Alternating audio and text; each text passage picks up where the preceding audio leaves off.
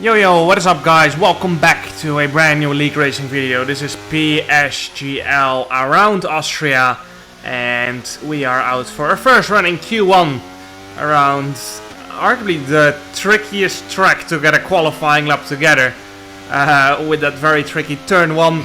Seems to be very hard to get that one right. I waited until the standings to say what round it was because I had forgotten it already. It's round 8.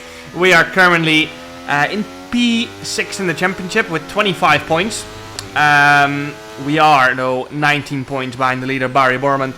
Gonna be very tough to catch up to that. There are gonna be more than 10 rounds in the championship, so that standings sheet is not completely correct, as there are gonna be more rounds than just the 10 on there. Now we're gonna start our lap here.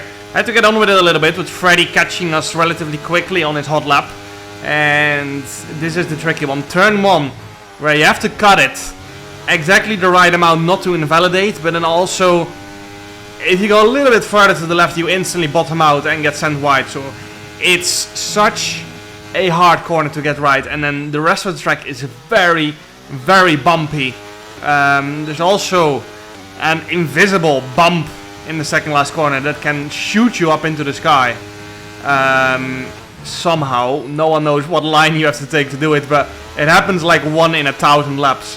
So it's just not the best track on the F123 game. Arguably one of the worst. As we go into the final sector, 44.227 split into the last. It's not been a great lap. Again, as I said, very hard to get the lap together, but it's also just not been a great lap in general, not just turn 1. It's just been quite awful for myself, and we're P5 actually, so it's not too bad the lap time wise. I didn't feel good about the lap, so I went out again in Q1, but yeah, we went safely through. As you can hear my engineer say, we are safe, and I instantly backed off so we can save this set of tires for later on. And as you can see there, we ended up in P11. Lucas Blakely out after crash. Jake Benham with the qualifying ban. Dylan Warren and Marcel Kiefer, our teammate, out in Q1. So Q2 straight away. On to Q2 we go then. We went provisionally P1 there on an set of intermediates. We went out again on another new set of intermediates as it's drying up later in the session. So Q3 will be dry again. But yeah, I just want to have a time on the board in case it does not fully dry up towards slicks, because you can see it's still wet and there's 6 minutes to go. So I just went to do another lap. We went very, very deep there. But it doesn't matter. We're the only one on track, on this drying track. So we might as well finish it. We still have more than enough time to get back into the pits and swap to slicks again. A little bit wide there, a little bit of a slide. As the inters are probably just overheating already at this point, but that does not generally mean that the slicks are instantly faster. So I decided to just finish this lap because we still have time to do the in lap anyway. So we are 1 second up, and we're easily gonna go P1 with this horrible lap. But nonetheless, we're gonna have to go out again anyway. You can see just alone in this lap, it's dried up really fast. So we're gonna go provisional P1. At least we will have a delta for the final lap on slicks. So here we go. 1 lap for everyone on the grid. 23 seconds to go as we open our DRS into turn 1. We cannot invalidate this lap because we will be out in Q2. We have to nail it. You can see we were quite on the limit there on the apex. This lap has to be clutch. In a grid like this, you cannot take it easy. You have to nail it. And at the same time, you absolutely cannot invalidate it. So through into the second sector we go. It's been an alright first sector. Nothing special though. And we're going to have to definitely nail the next 2 sectors nonetheless. Into turn 4 we go. Briefly down to 3rd gear. And then use that exit curb. The track is completely dry as Fabrizio Donoso goes to provisional P1 with a 103.095. A little bit wide there on the left hand. They're not going to lie. And yeah, Brendan Lee improves to a 0.0. We are on a pretty good middle split though, so all we have to do at this point is take the final 2 corners safely, which is so nice being able to do. You can see I'm leaving so much margin out there, and across the line we go. It's a 102.975. We easily lost over a tenth in that final sector just by driving on the limit, but I could see the middle split going into the last, and I knew I was going to be more than safe enough after seeing those lap times of Brendan Lee and Fabrizio Donoso. And you can see there, the apex speed we took through the final corner was so much higher. But nonetheless, the lap was only 700 faster than in Q2. So we're going to have to go out again, once again on a new set of tires. And this is the lap we have to nail to fight for pole position. We're only P6 at the moment, so we're going to have to get up there if we want to fight for the win. Through turn 1 we go, much better than our banker lap. And you can see we are going to be half a tenth up going into turn 3. Very hard corner to get right. Need to get a lot of rotation and at the same time get good traction, which you managed to do. You can see the delta 1.5 tenths up now as we head into turn 4, and there's still time to gain in the rest of the lap as well. Down to third gear, we're gonna go brake around 75 meters, trying to get the front end in. Didn't quite nicely get the rotation in though, as we head into the final corner of sector 2. Down to fifth gear, little bit too safe there on the exit, but purple middle sector as we head into the final sector of the lap. Can we fight for pole position? We're gonna have to do a 102.6, which is currently set by Thomas Ronnaar, and he is still on a lap as well, so we might have to go even faster. Through the final corner we go, right on the limit of the track, and it is gonna be a purple final sector again, but we lost too much in the first sector, and it's only P2. Unfortunately, we missed out by pole by 1.4 of a second.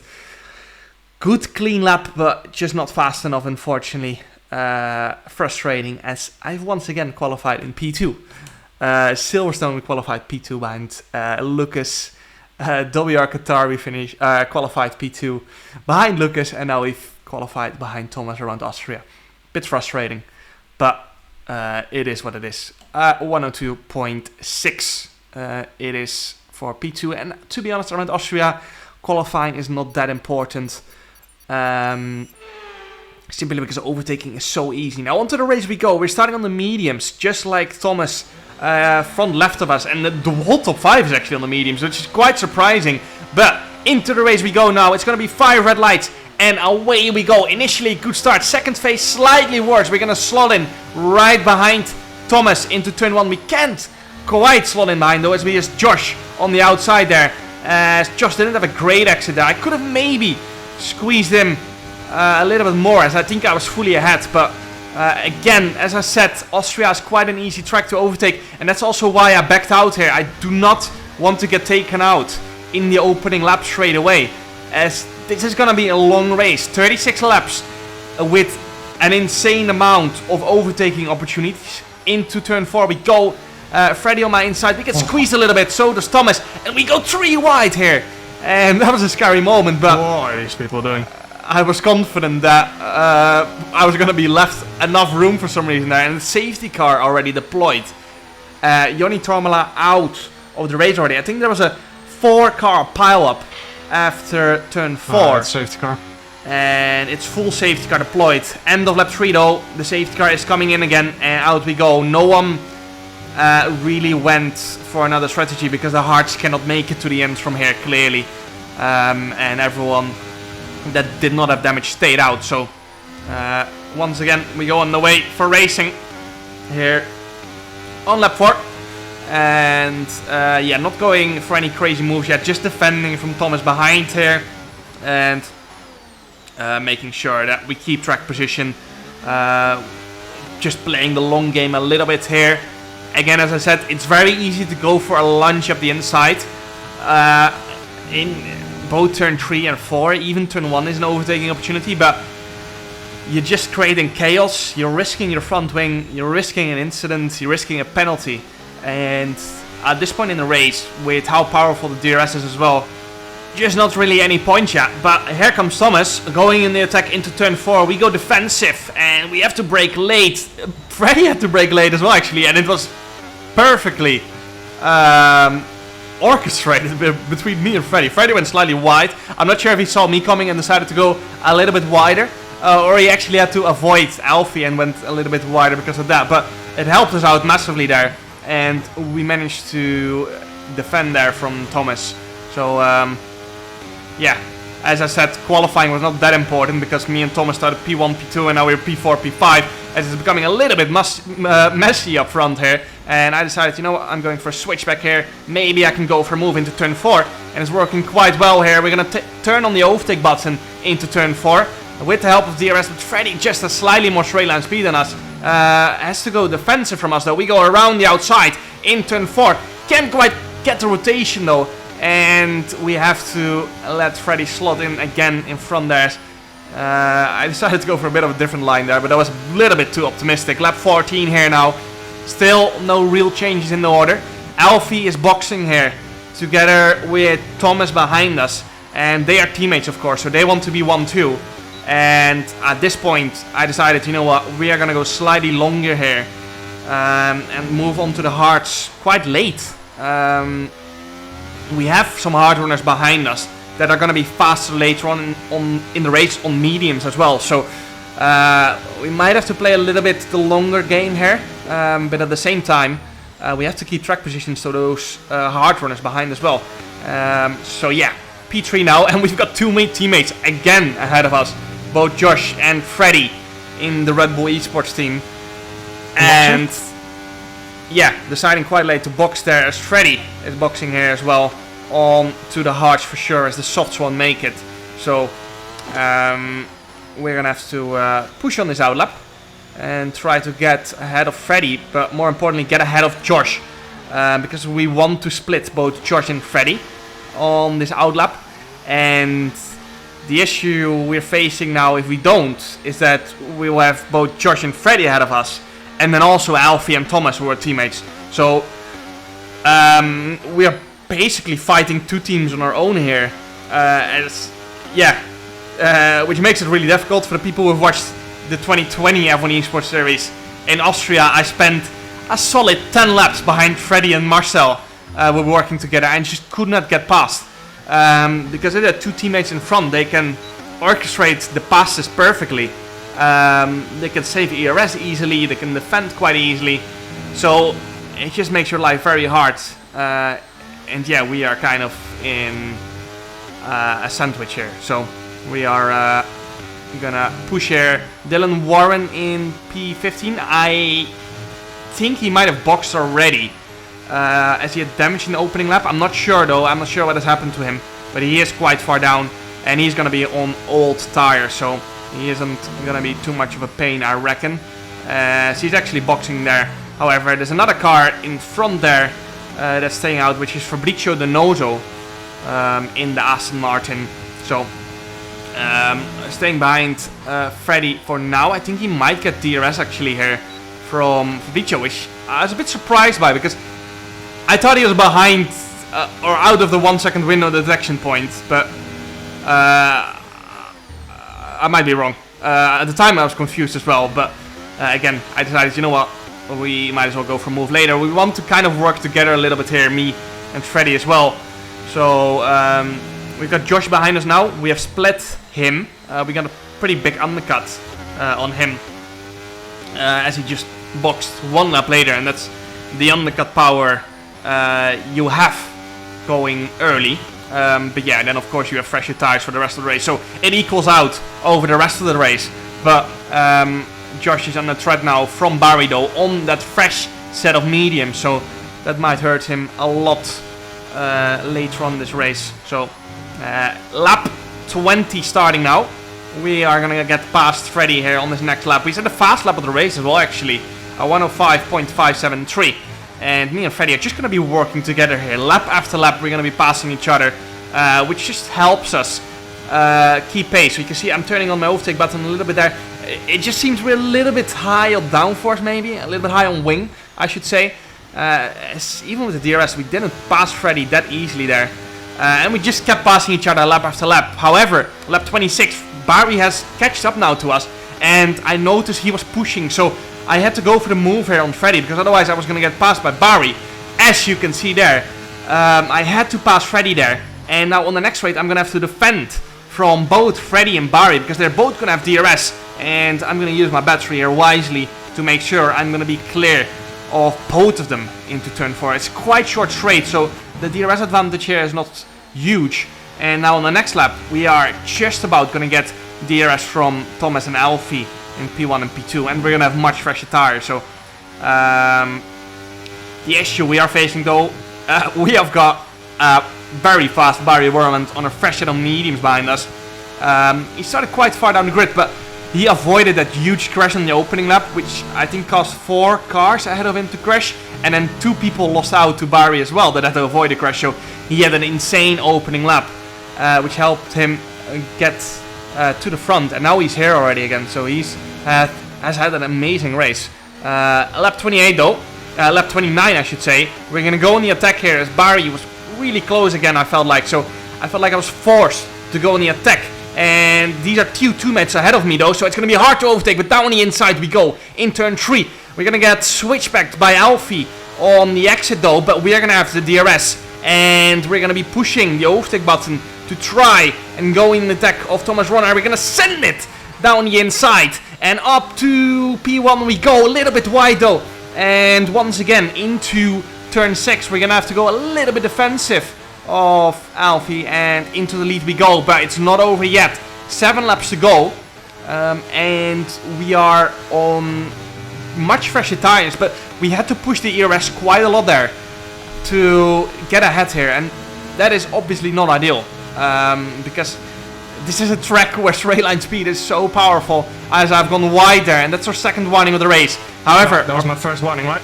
In case we do get a third warning, we will appeal the opening lap 1. I think you got one lap 1. As you can hear my engineer say, I think you got one lap 1. In case we do get a third warning, we will appeal that one. However, Alfie's going on the attack again. Thomas is too far back to do anything, and we are playing a little bit of DRS chicken here. We leave enough space on the exit for Alfie, and we are going to get the DRS, which helps us with the straight line speed. And Thomas is going to attack as well, but we have the DRS. They are really squeezing me. And if anyone plays the F1 game, when you're in the middle of 2 cars, it's very scary. As on the exit here, we squeezed Thomas a little bit. Might have given him a warning, but luckily it's asphalt there on the outside as well. And up to P1 we go again. But yeah, 3 wide is always very scary in the F1 game, simply because the contact model is like magnets. If there are 3 cars and you once actually get into each other, you will be stuck together and you will easily lose 3, 4, 5 positions. So it's always very scary to go 3 wide, like I had on the opening lap and on the last lap. Lap 31 now though. Again, I'm not using my ERS because I can't afford. We have to play it kind of the long game, but at the same time stay in P2 or P1. Thomas goes a little bit wide, and we have the DRS once again. We've got Alfie behind us though. Again, I'm not using my ERS because I simply want to save it for the last lap. I don't really care if we lose another position because of it, because it might be worth it actually in the end. Again, lap 32 now, right behind Thomas. I am lifting a little bit there because I want to get the momentum on this exit here. If you're too close behind someone, you have too much dirt here and you will lose the momentum on the exit. So DRS enabled here on lap 32, going down the inside of Thomas. Not really want to go for a move here, as I had a slight lockup there on the front right. But yeah, as I said, didn't even want to go for a move, but we kind of have to attack in order to defend from Alfie. And Thomas of course wants us to get attacked by Alfie because they want to be 1-2. It makes their life so much more easy if you are teammates and you're in P1 and P2. And now into the middle sector, we're forced to kind of take the lead here, as otherwise we will just drop too far back. So Barry Borman still in P4 on the mediums, Nicolas Longue on the mediums as well in P5. They've had a really good race actually, as they were both out in Q2, so they've had a solid one so far. Lap 33, Thomas gets past us again, and as you can see there, I almost get spun around as they are going 3 wide on the exit there. And that is what I was talking about. If you get kind of tangled up 3 wide, you lose so much time. And what can go wrong? that was not even that bad. They only lost 6/10 as Barry went crazy deep there. And somehow he did not get switched back. I don't know how he did that, but he managed to stay in P3. Lap 35 now. We've once again got Barry behind us. And we're kind of forced to do something here, because if we don't, we get overtaken by Barry. So I decided to go around the outside here. Not even going for a move. I didn't want to get squeezed out on the exit, so I decided, you know what? You can go ahead again.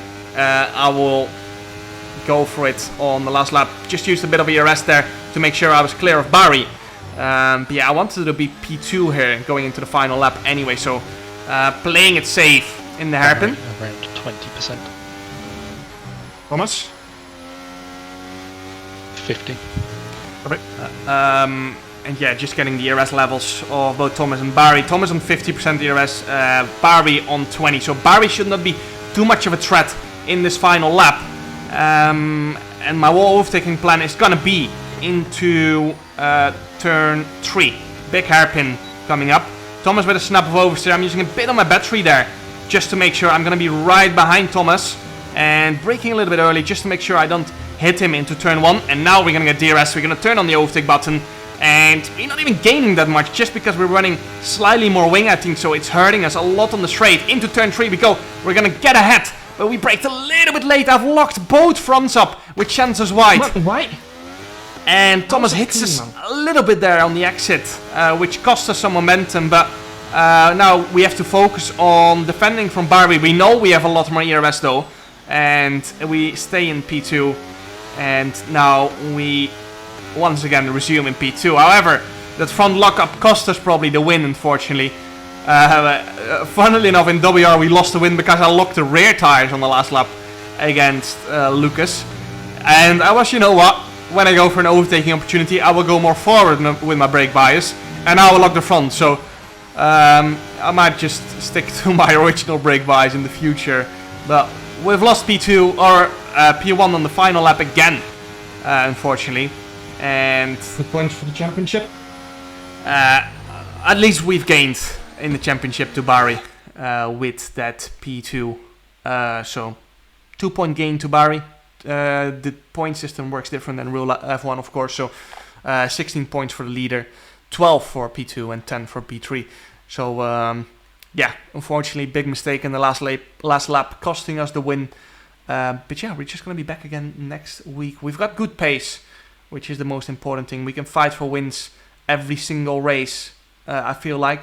We can fight for the pole position every single race, I feel like. So we are just going to focus hard again on the next race, which is Jeddah in WR and then Suzuka in PSGL. Hope you guys enjoyed the video nonetheless, and see you guys next time. Ciao.